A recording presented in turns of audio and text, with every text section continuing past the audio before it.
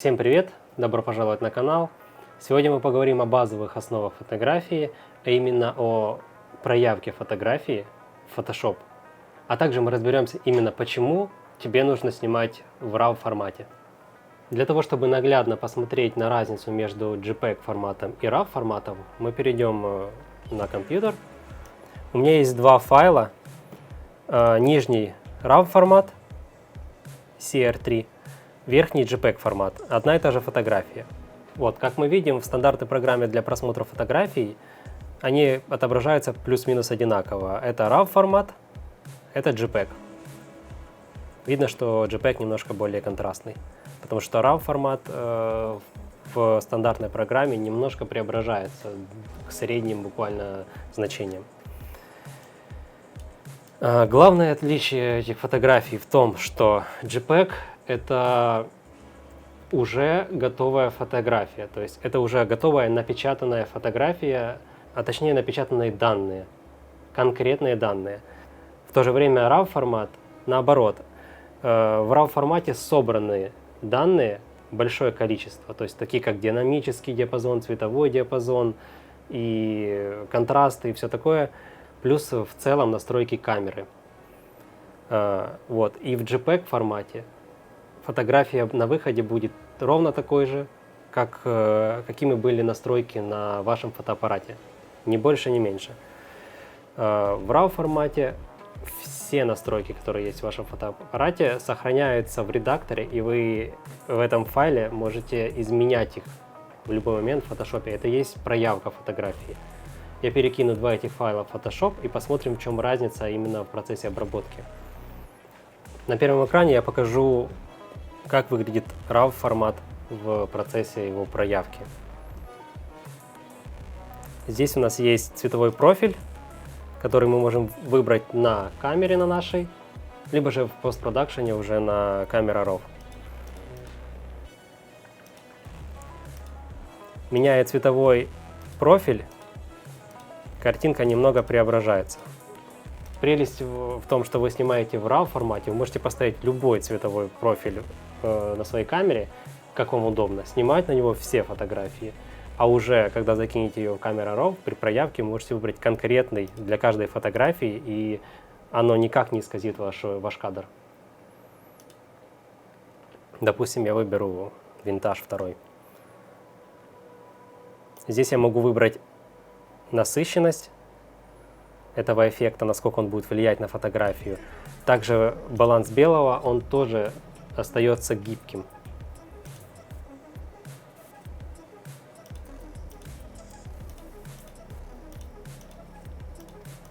Я предпочитаю оставлять как снято. И я могу его регулировать, менять в процессе.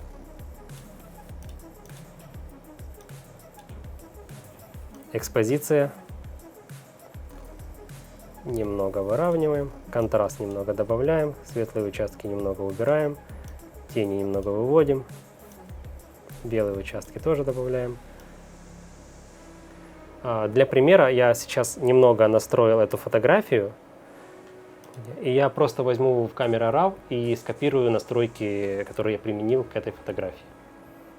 Для этого мы пойдем в меню справа, нажмем на 3 точки и выберем «Скопировать настройки редактирования».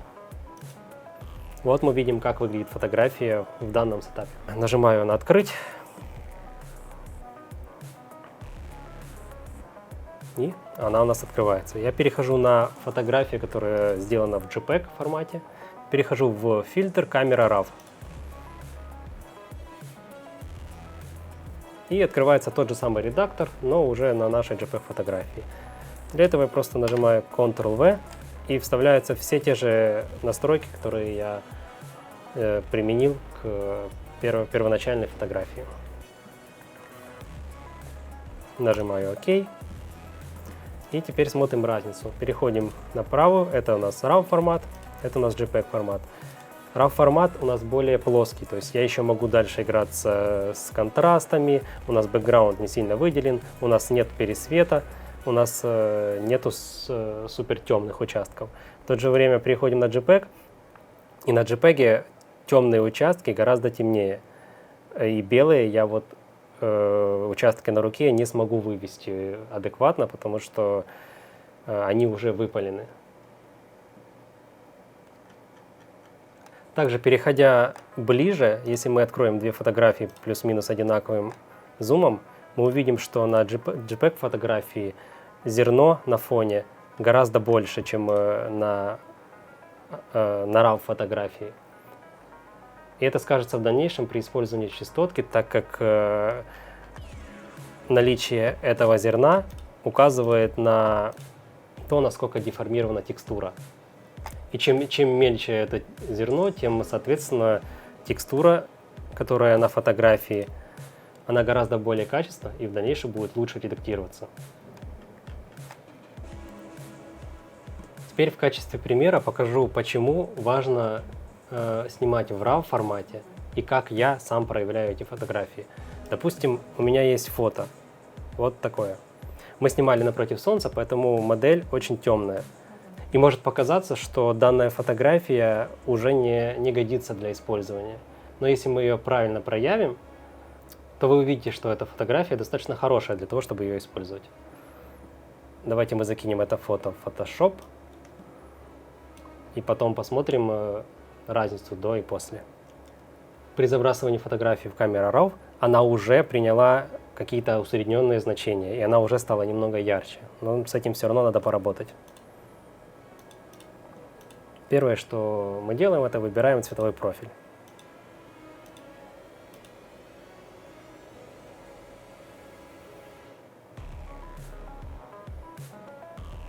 Здесь я тоже оставлю цветовой профиль винтаж, второй. Дальше мы переходим на баланс белого. Я оставлю затемнение, он плюс-минус ровный. Немножко его подредактирую. Добавлю тепла. И уберу немножко манженты.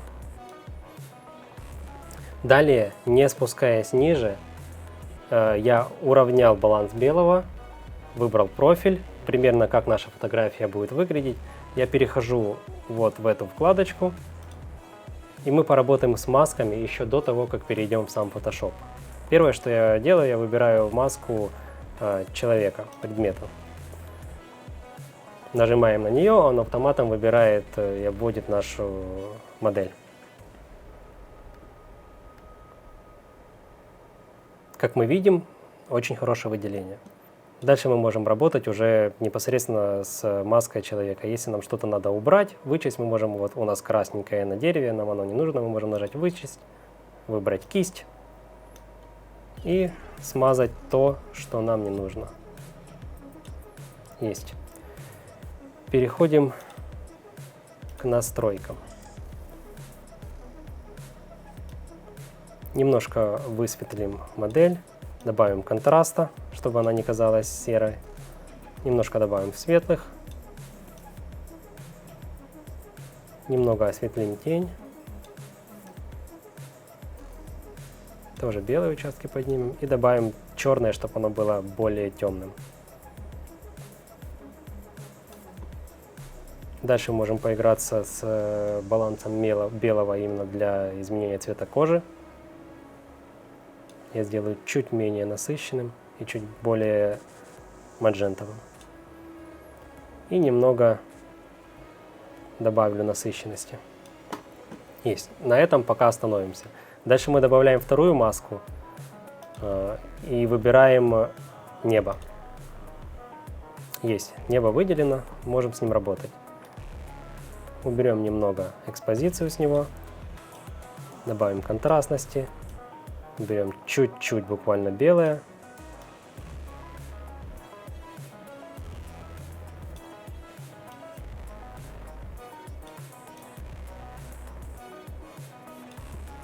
И тоже поиграемся с балансом белого. Я добавлю немного желтого, чтобы сделать небо чуть более теплым.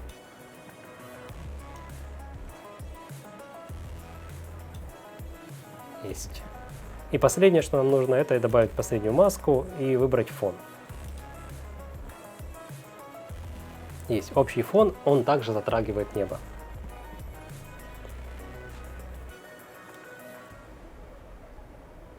Немного подниму экспозицию, добавлю контраста.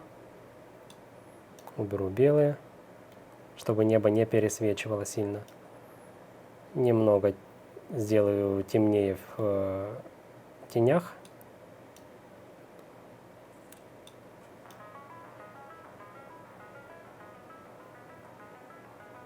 И последнее — это баланс белого на бэкграунде. Сделаю его немного холоднее. И оттенок немного к зеленому, чтобы выделить цвет травы. Есть. Далее мы переходим обратно к основным нашим настройкам. Все, теперь мы можем переходить свободно и работать с картинкой в целом. Можем сделать ее немного контрастнее. Опять же, немножко убрать светлые области, немножко высветлить темные.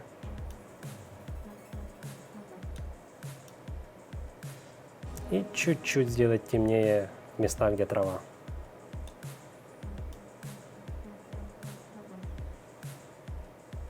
Текстуру и четкость я не трогаю, так как это сильно скажется на фотографии, на самой текстуре фотографии, будет сложнее ее обрабатывать. Если вам нужно работать с четкостью и текстурой, с ползунками четкости и текстуры, то это уже нужно делать после того, как вы обработаете свою фотографию на последнем этапе.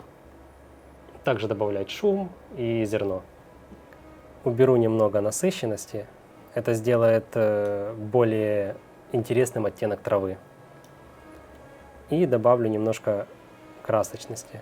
Это выделит нашу модель и сделает ее более насыщенной. Далее мы пропускаем сразу кривые. С кривыми проще всего работать уже в процессе обработки в самом фотошопе. Поэтому просто опускаемся до раздела смещения цветов.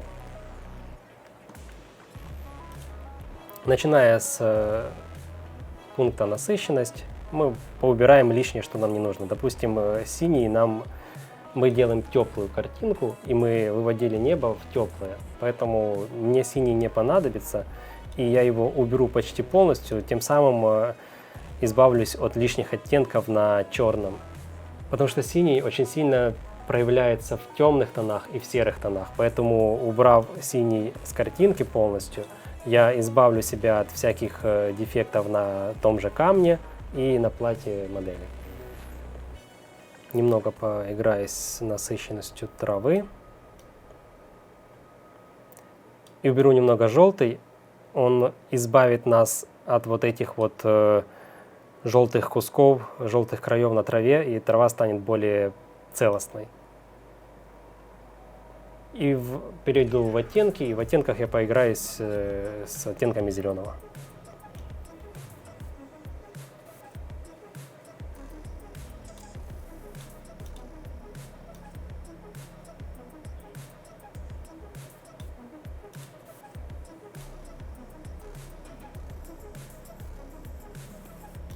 Все, и последним переходим на яркость и немножко корректируем цвета по яркости. Работая с ползунком оранжевого, мы можем видеть, что кожа нашей модели становится более яркой и более выделенной.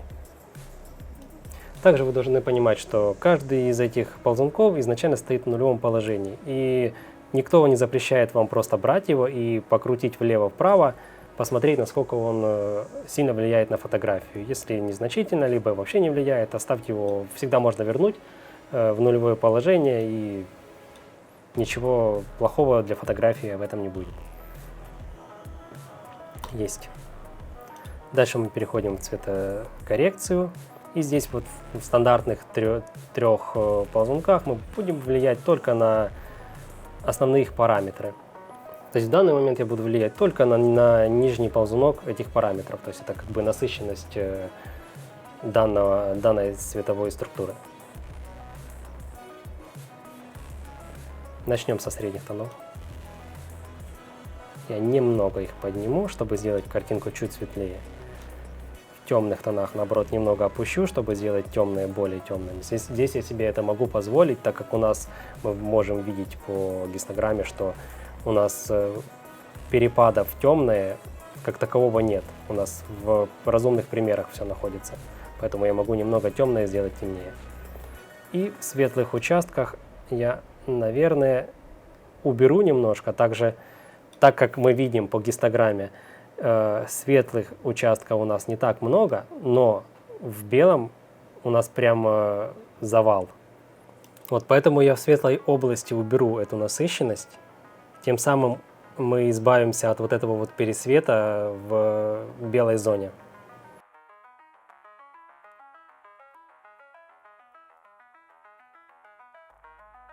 Далее вот эти два ползунка будут отвечать, насколько данная цветокоррекция будет влиять на нашу картинку и с какой насыщенностью. Поэтому мы смещение перетаскиваем немного вправо, а баланс наоборот немного влево. Тем самым мы добавим более контрастную, тем самым мы сделаем и нашу фотографию более контрастную и не потеряем в цветах. И последнее, мы идем в эффекты. Зерно мы не трогаем, так как если нужно, мы будем заниматься этим на постпродакшене. Но мы добавляем немного виньетки, буквально 15-20%. 18 нормально. Есть. И нажимаем на открыть. Есть, наша фотография готова. Теперь мы смотрим на фотографию, которая была изначально. И видим, почему важно уметь правильно проявлять фотографию в Camera Raw. Данная фотография изначально очень темная и напротив солнца. Здесь же мы избавились от лишнего света, добавили свет в темных местах, добавили контраста, выделили модель. И после небольших махинаций уже в процессе обработки мы ее подчистим, и фотография станет достойной, чтобы отдавать ее заказчику. Я поработал немного с кривыми, с частоткой, немного преобразил фотографию, почистил ее, и на выходе мы имеем такой результат.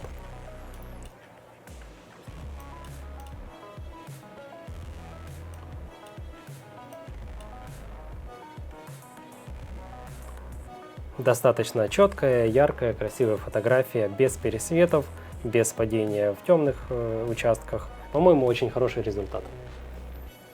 И напоследок смотрим до и после. Данная фотография до проявки, сырой RAW формат фотографии. Данная фотография уже сделанная, проявленная в Camera Raw и доделанная в Photoshop. На этом все. Больше видео по обработке фотографий на моем канале. На этом все. Больше видео по обработке фотографий на моем канале. Пишите комментарии, ставьте лайки. Всем пока!